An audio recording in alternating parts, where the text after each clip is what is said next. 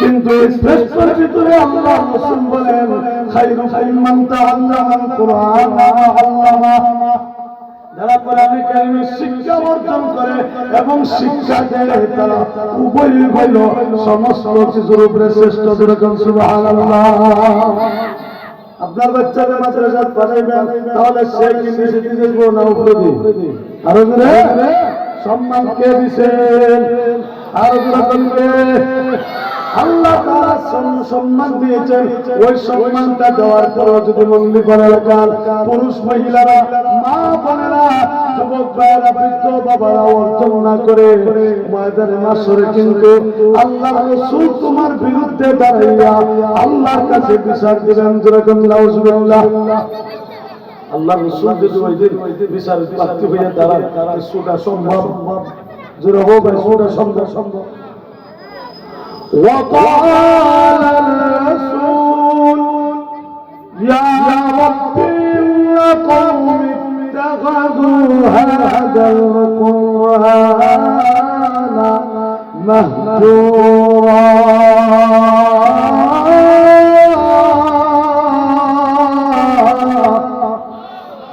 الله وقال الرسول আল্লাহ রাসূল ওই দিন ময়দানে মাশরে দাঁড়ায় বলবেন ইয়া রাব্বি, ও আমার রব, ও আল্লাহ, ইয়া রাব্বি ইন্না কওমি ইত্তাখাযু হাযাল কুরআনা মাহজুরা। প্রভু গো, ও আল্লাহ, এই উম্মতের দল আমার জনগোষ্ঠীর দল আল্লাহ তোমার নাযিলকৃত কুরআন ওই কুরআনে বড় অবমাননা করেছে, পরিত্যক্ত মনে করত। আল্লাহ গো, আমি আজকে নবী হইয়া আমার উম্মতের বিরুদ্ধে তোমার কাছে বিচার দায়ের করলাম, তুমি তাদের বিচার করো। যখন বলবেন আল্লাহ তুমি বিচার করো, এরা কোরআনে বড় পরিত্যক্ত মনে করত, কোরআনের বিধান মানে না, কোরআনের ইলম অর্জন করছে না, কোরআনে বড় বোঝা মনে করত, কোরআনের মাহফিলটা বড় কষ্টদায়ক মনে করত। আল্লাহ তুমি আজকে বিচার করো। আল্লাহ নবী যদি এই কথা বলেন তাহলে আপনার আমার অবস্থাটা কি হবে? কি হবে? তাহলে বয়ান শুনছেন, আজ থেকে পরিশুদ্ধ হন, আজ থেকে সংশোধন পারবেন তো ইনশাআল্লাহ। আল্লাহ রাসূল দাঁড়ায় যদি বিচার দেন তাহলে সুরা সম্ভব না। অথচ এই মঙ্গলবারে মাদ্রাসায় মোটা বড় কষ্ট করে মাদ্রাসা চলান, একা মেহনত করেন, মাদ্রাসা চলান। বাৎসরিক ওয়াজ আসলে সারা এলাকার মানুষ নিয়ে বৈঠক করেন, সারা এলাকার মানুষ বছরে একবার আইলে এক জায়গায় জমায়েত হয়, সারা বছর খবর নেয় না। অথচ এটা কোরআনের মাদ্রাসা। কিসের মাদ্রাসা? এই মাদ্রাসার দাম আছে কিনা? আসেনি। এই জায়গায় কি করানো হয়? কোরআন করানো হয়। ও মুহতারাম হাজির, বুঝলে অবশ্যই জবাব দিবেন। আপনাদের চোখের সামনে আছে, আপনাদের কাদের ঘরের মধ্যে কোরআন আছে? কারা কারা ঘরের মধ্যে কোরআন আছে? একটু হাত উঠান। কোরআন কাদের ঘরে ঘরে আছে? মাশাআল্লাহ, হাত নামান। তাহলে তো কোরআন শরীফ দেখছেন। কোরআন যে বস্তুটা ঢাকা রাখা হয়, যেটা আমরা বস্তু নিয়ে আপনারা কি হয় বস্তু নিয়ে, যে কোরআনের বস্তু নিয়ে যারা ঢাকা রাখা হয়, ওই বস্তু নিয়ে যদি মাটি করে আমরা কি করি? সুমা দিই। কিটা দেয়? সুমা। বস্তু নিয়ে যদি ভরে দুলা ভালো লাগে, এটার কত মুসামুস। কেন?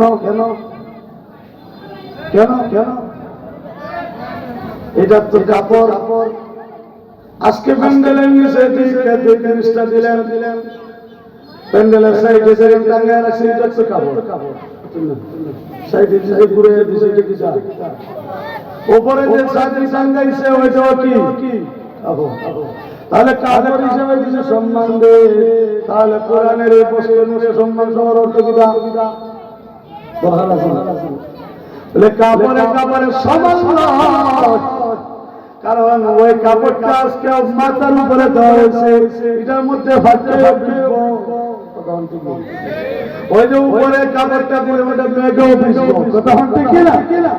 এটার মধ্যে দুলা ভালো লাগবো, কিন্তু কেন এটা সম্মান আর কোরআনের বস্তুর সম্মানটা কেন পার্থক্য হইল?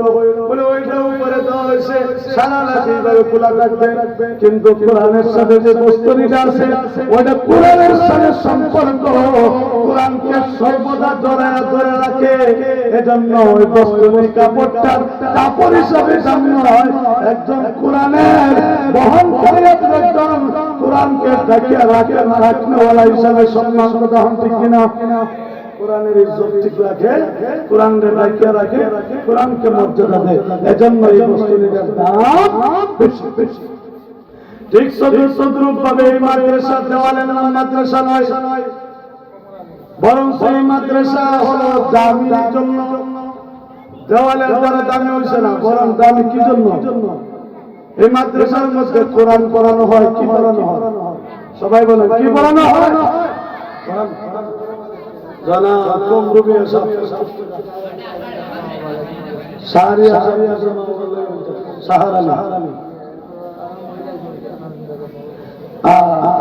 মহিলা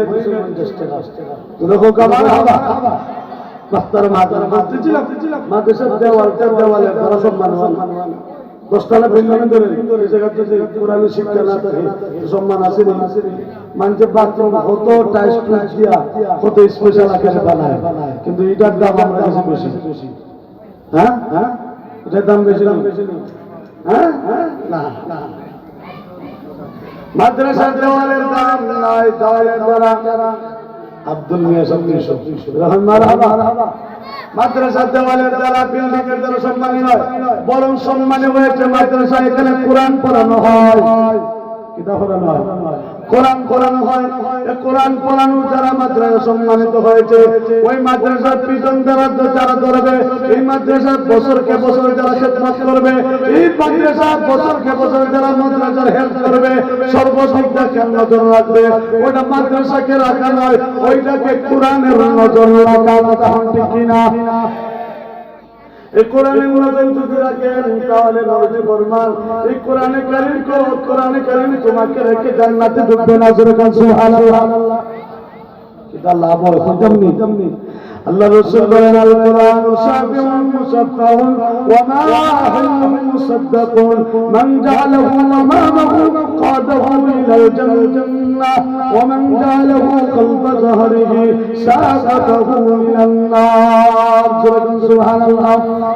মাদ্রাসার যদি খেদমত করেন তাহলে কোরআনের খেদমত করা হয়। বছরকে বছর কিছু মানুষ আছে সাহাবে বদরিন অথবা মাদ্রাসার মধ্যে এমনিতে কমিটির সদস্য প্রতি মাসে মাসে একটা হিস্সা মাদ্রাসার পৌঁছায় টাকা কথা হবে কিনা? এটার মনে মনে হইল লাভ কি হইব, আজকে লাভের লাভ করে যাইব। কারণ আমরা সমাজের মানুষ লাভ মানুষই লাভ মানুষ দেখবেন হাজারে 200 সুদের খাবার ইনো দেখবেন মানুষের অভাব, কারণ 200 টাকা ফিরে মিলে এবার সুদ করে আমরা সমাজ বাড়ি গেছি বেশি। আর এগুলো কিতা আছে, লাভ আছে, লাভ আজকে লাভ বুঝে দিতাম যে মাদ্রাসার যারা দেন আজকে দিচ্ছেন লাভটা কি? কোরআনের মাদ্রাসার মধ্যে যে আপনি আজকে সদকা করলেন, কোরআনের মাদ্রাসার মধ্যে যে প্রতি বছর একটা হিস্সা সদকা করেন, মান নামে, বাবার নামে, চাচার নামে, নিজের নামে, ছেলের নামে, মেয়ের নামে, বউয়ের নামে এই যে সদকা করলেন লাভ কি হবে? আল্লাহ নবী বলেন আল কোরআন শাফিউন মুসাফফাহুন। আল্লাহ নবী ডাকে বলেন ও মুমিন বলে এলাকার পুরুষ মহিলারা জেনে রাখো, ও বোনেরা জেনে রাখো, যে কোরআনের মাদ্রাসা সদকা করলেন ওই কোরআনে কারীম ময়দানে মাশরে তোমাকে জান্নাতে নিয়ে যাওয়ার জন্য মহান আল্লাহর দরবারে সুপারিশকারী হয়ে দাঁড়াবে। সুবহানাল্লাহ। সুপারিশকারী আল্লাহ নবী বলেন মুসাফফাহুন। কোরআনে কারীমের মঙ্গলি বলার কারণ মানুষের জন্য সুপারিশ করতে দেরি হইব, মহান আল্লাহ কবুল করতে দেরি করবেন না।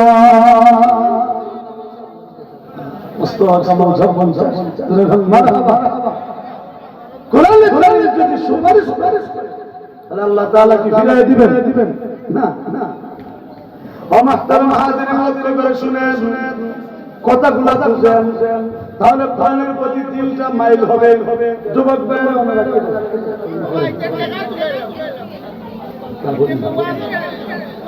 লক্ষ্য করে দেখেন,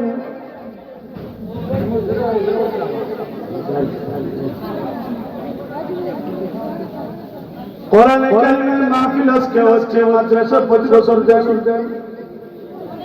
ওই কোরআনে কারিম সুপারিশ করতে দেরি হইব, মহান আল্লাহ কবুল করতে দেরি করবেন না।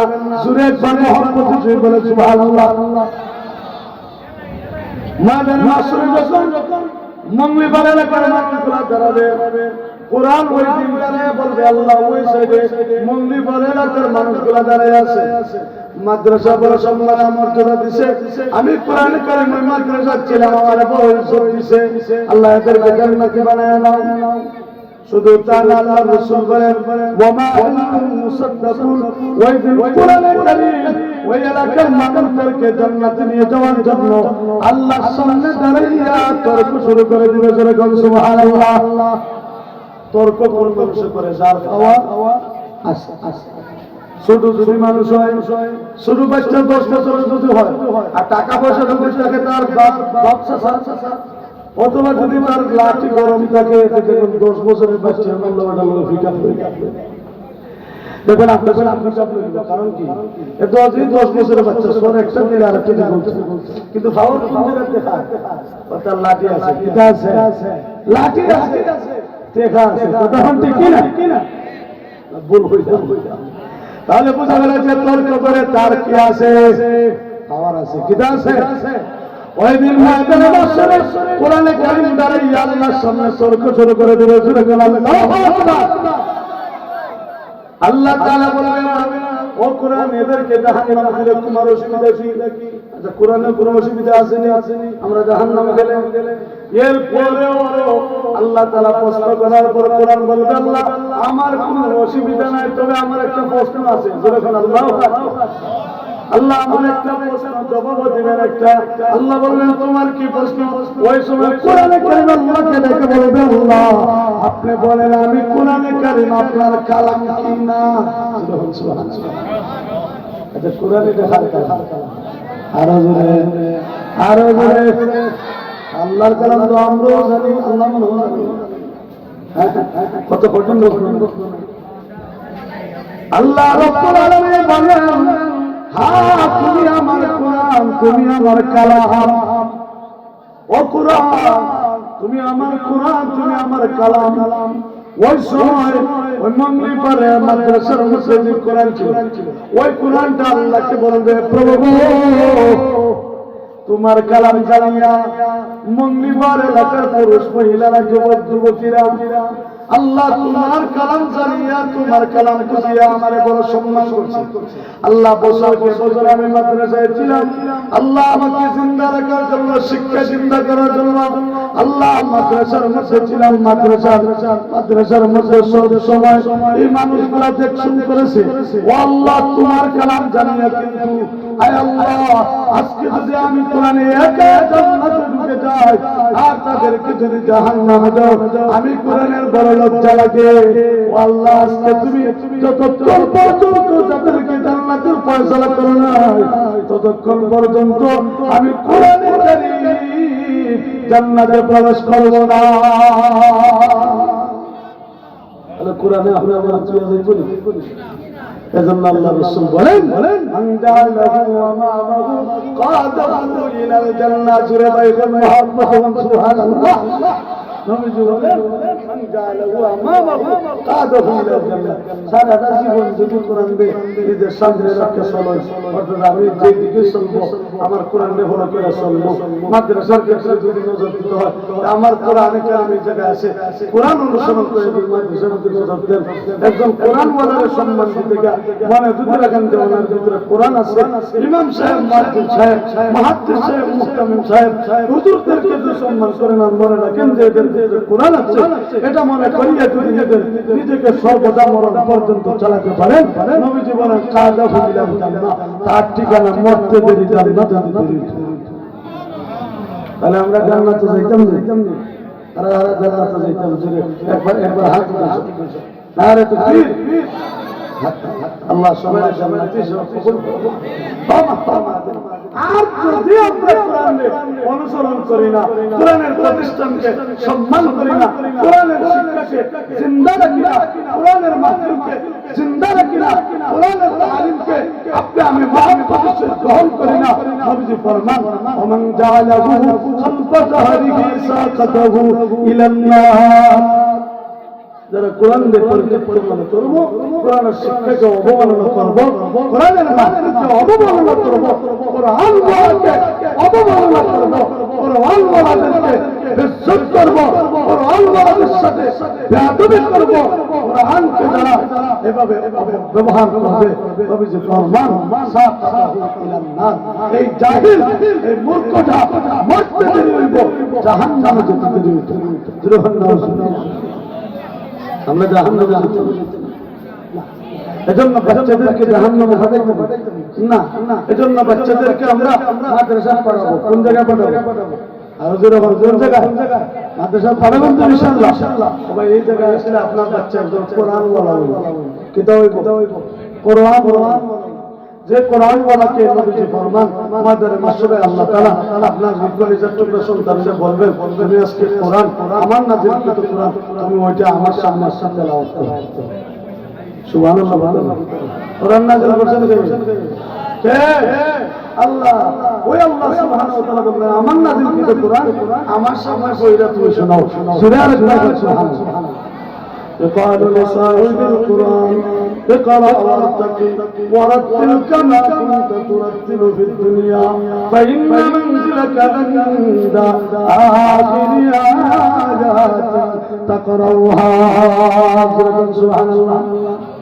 وإذا তোমার পরিণত সন্তানকে আল্লাহ তাআলা বলবেন, ও মঙ্গলবার এলাকার যুবকরা ভালো করে শুনবেন, মঙ্গলবার মাদ্রাসার ছাত্রকে আল্লাহ বলবেন, ও মঙ্গলবার মাদ্রাসার ছাত্র, সারাটা জীবন শুধু উস্তাদের সামনে কোরআন পড়ে শুনাইলা, সারাটা জিন্দেগি মা বাবার সামনে তেলাওয়াত করে শুনাইলা, তারাবির নামাজ পড়াইয়া আম জনতার সামনে তেলাওয়াত করে শুনাইলা, বান্দারে আমার নাযিলকৃত কোরআন শুনাইছো, ও বান্দা আজকে তুমি আমার নাযিলকৃত কোরআন আজকে আমার সামনে তুমি তেলাওয়াত করে শোনাও। ওয়ারতাকি ওয়ারাত্তিল কামা কুনতা তুরাত্তিলু ফিদ দুনিয়া। আজকে তুমি কোরআন আমার সামনে পড়ো এবং চড়ো। সুবহানাল্লাহ। ওই দিন কি গাড়ি চড়তে নি? রেলগাড়ি চড়বো? সর কি চড়বো? না না। আল্লাহ বললেন তার দিলে সুন্দর আকারে আমার সামনে পড়ো। আপনার কলিজা পরিচয় সন্তান মঙ্গলবার মাদ্রাসাত লেখাপড়া করিয়া হিফজখানার মধ্যে পড়িয়া মাদ্রাসার কিতাবখানা করিয়া কোরআনটা হিফজ করছে, কোরআনের শিক্ষা অর্জন করছে। ওই কলিজা পরিচয় সন্তান যখন আল্লাহর সামনে কোরআনে কারীম তেলাওয়াত করবে, আল্লাহ নবী বলেন আপনার কলিজা টুকরা সন্তানের সম্মান আল্লাহ তাআলা এত দিয়েছেন, মর্যাদা এত দিয়েছেন, ফাইন্না মানজিলাকা ইনদা আয়াতিন তাকরাউহা। আল্লাহ নবী বলেন আল্লাহ রাব্বুল আলামিন এত সম্মান দিয়েছেন, আপনার কলিজার টুকরা সন্তান ওই দিন কোরআন কারীমের ফার্স্ট থেকে তেলাওয়াত শুরু করতে করতে করতে করতে যে জায়গার মধ্যে গিয়ে থামবে, আল্লাহ রাব্বুল আলামিন আপনার কলিজার টুকরা সন্তানের মর্যাদা ওই জায়গায় পৌঁছে দিবে। যে জায়গায় থামবে সেই জায়গায় আল্লাহ তাআলা মর্যাদা পৌঁছে দিবে। মর্যাদা কোন জায়গায়? যে জায়গায় কোরআনে কারীমের মধ্যে আয়াত সম্পর্কে ইখতিলাফ আছে। কেউ বলেছেন 6666 আয়াতে কালিমা আছে, দুইটা নিলেন 6666 আয়াতে কালিমা কোরআন শরীফ আছে। ওই দিন যদি আপনার কলিজার টুকরা সন্তান মঙ্গলবার মাদ্রাসার যে কোরআন শিখছে ওই কোরআনে কারীমের ফার্স্ট থেকে তেলাওয়াত শুরু করিয়া যদি লাস্ট পর্যন্ত অর্থাৎ 6666 আয়াতে কালিমা পড়তে পারে, আল্লাহ তাআলা তার মর্যাদা 6666 নম্বর তলায় পৌঁছায় দেবে। যখন সুবহানাল্লাহ।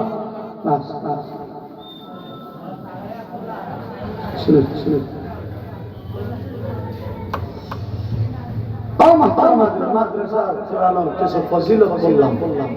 আপনারা বুঝতেছেন, আপনারা কতটুকু বুঝতেছেন বা বুঝছেন, মনের মধ্যে ধারণ করছেন, মেধার মধ্যে ধারণ করছেন, মাইকের আওয়াজ কতদূর যায়, মা বোনরা কতটুকু যে বুঝছেন আমি বুঝতেছি না। এরপরে বলবো যতটুকু তোমার মেমোরি কেস করছে ততটুকু উপরে আমল করার চেষ্টা করবেন, পারবেন তো ইনশাআল্লাহ? কমপক্ষে একটা বাচ্চা নিজের মাদ্রাসার সবকে জাগিয়ে সাজিয়ে আসবে, পারবেন তো ইনশাআল্লাহ? নবীজি বলবেন মানুষ যখন মারা যায় তখন তার আমলের দরজা বন্ধ হয়ে যায়, সওয়াবের দরজা বন্ধ হয়ে যায়, কিন্তু তিনটা দরজা খোলা থাকে। কয়টা দরজা? إذا مات الإنسان انقطع عنه عمله إلا من ثلاثة